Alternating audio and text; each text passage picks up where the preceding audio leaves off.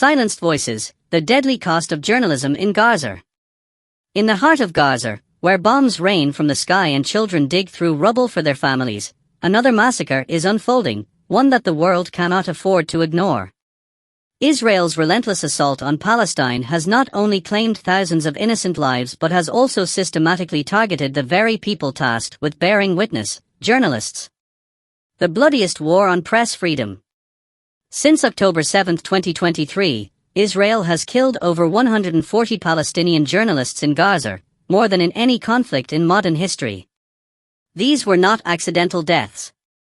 These were targeted assassinations of truth-tellers, reporters, and photographers who risked everything to show the world the horrors of genocide. Names like Motaz Azizer, Plestia Alakad, and Wael Dater became symbols of courage, documenting Israel's war crimes while living under the constant threat of death. Yet one by one, they were hunted. Wael Dater's entire family was wiped out by an Israeli airstrike. Al Jazeera's Shireen Abu Akleh was shot in the head by an Israeli sniper.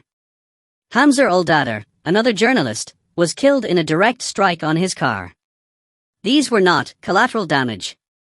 These were deliberate silencings. Why are journalists being murdered? Because Israel knows that without witnesses, there is no accountability.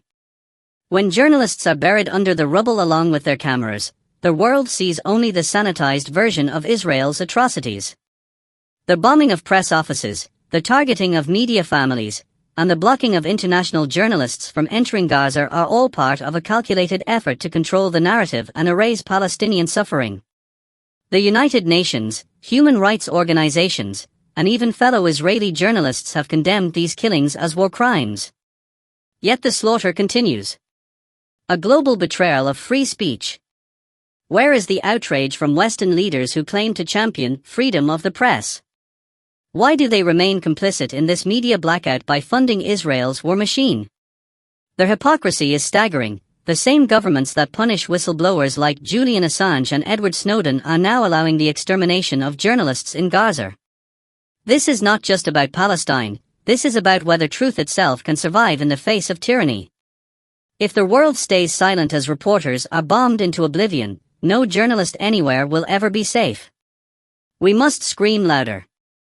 To the journalists still standing in Gaza, your bravery is the last line of defense against a genocide. To the world, we must demand justice. Boycott media outlets that parrot Israeli propaganda.